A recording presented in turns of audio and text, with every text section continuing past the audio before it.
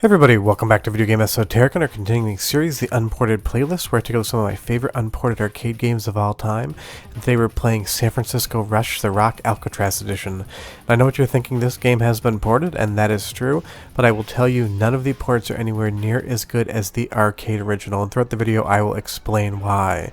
Before we get too far involved though, do me a huge favor, go down below, hit like, subscribe, and that notification bell definitely helps us out. And if you feel so inclined and want to support the channel, I got a Patreon link down below as well. But right off the top, I'm going to stake a bold claim, but it is one I believe. I love Daytona Racing, I love Scud Race. San Francisco Rush, The Rock Alcatraz Edition is the best arcade racing game ever made in my opinion.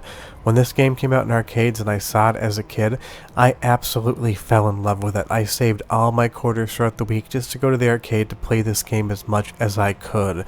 When I heard it was being ported to the Nintendo 64, of course I bought a copy, and while that version is fun, it pales in comparison to the arcade original.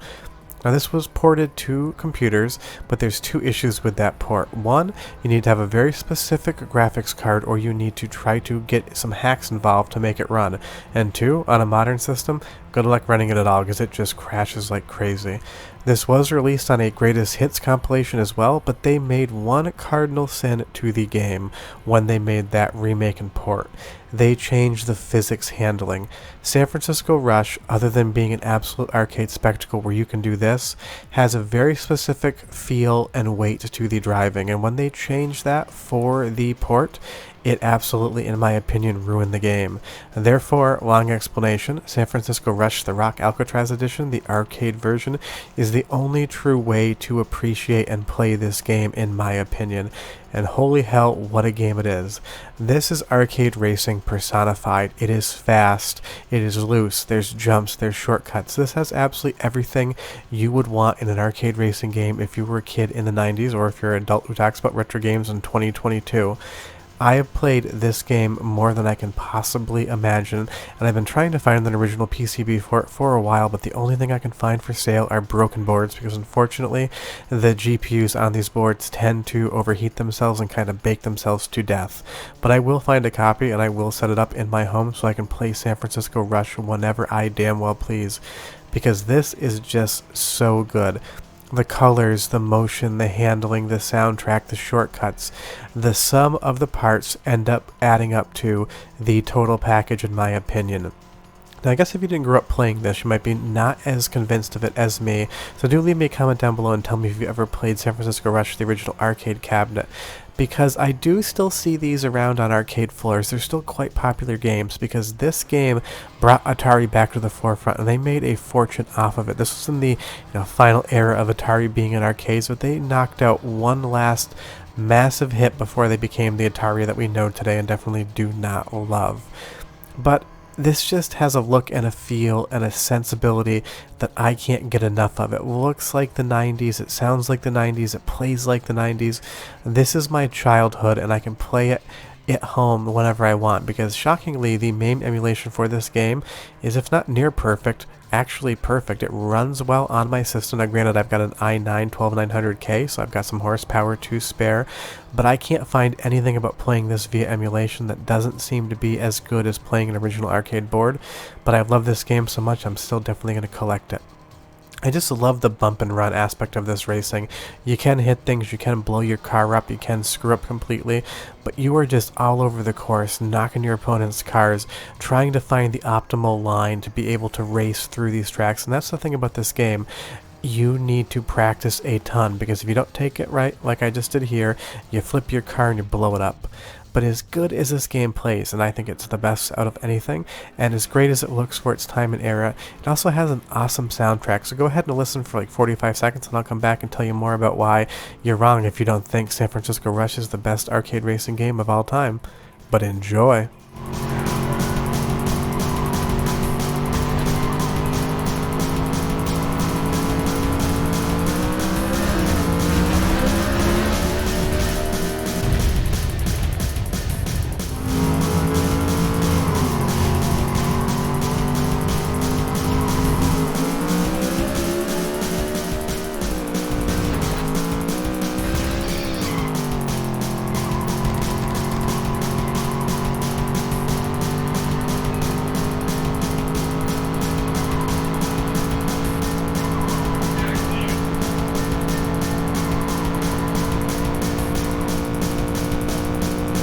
It's moments like this that I live to play San Francisco Rush for. Jumping that bridge, even though I screwed it up and flipped my car, it's just so much fun. It always brings a smile to my face, and that really is the thing. You need to practice the hell out of this game. You need to learn every single track, understand where all the shortcuts are, and the best line to take. Because I will say, some of the shortcuts actually really aren't shortcuts at all. They can actually add time to your race or be so risky that if you don't do it correctly, you're going to basically be back in the last place.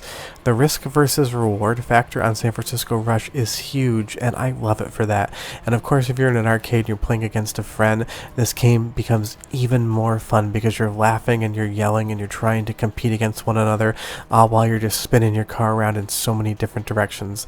And that's what I keep coming back to about this game.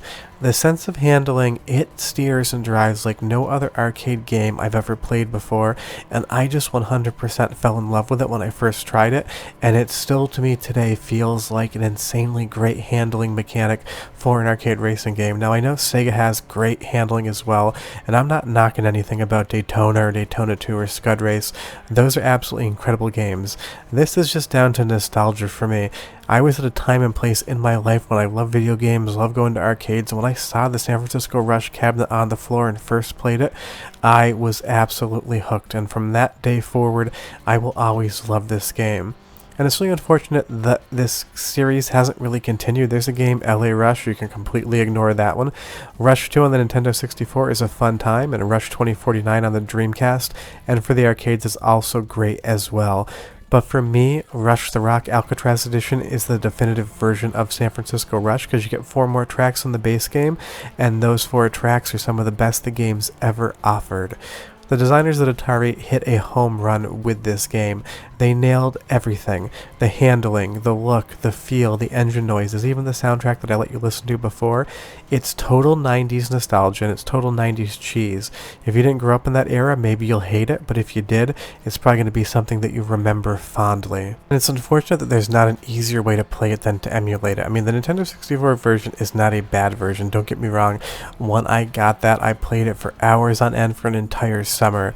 But if you put them side by side, you will realize that that game graphically is much downgraded and the frame rate suffers. And because this is a fast-paced arcade racing game where there's tons of shortcuts and different things you can do, losing that frame rate is one of the most detrimental things to the game, because you want this running at a locked frame rate and you want it running as fast as the game will allow, because when it gets slower it becomes harder to handle. But there's so many different types of courses. There's easier courses, there's harder courses, there's really easy to handle shortcuts, and there's corners you can cut off to shave, tenths of seconds off your time. This is the type of game that if you like memorizing a game and you like learning that racing line, you're going to have a ton of fun, because you could play one course for hours learning where everything is, understanding the physics of each jump, and really narrowing down to not only get first place but to try to get the best time on the course. And that's what you need out of an arcade racing game, because by default they are not long games to play. If you want to see all 7 tracks in this game, it's going to take you like 30 minutes to play through all of them. But when you come back and play it time and time again to get better at the game, that's when this becomes, in my opinion, the best arcade racing game of all time. But go ahead and leave me down a comment down below and tell me why I'm wrong, because I'm sure everyone has an opinion. Short of that, I'll be back with Unported next week, and I'll have videos throughout the week as well. But yeah, San Francisco Rush, 11 out of 10. I love this game. It can do no wrong. Bye-bye.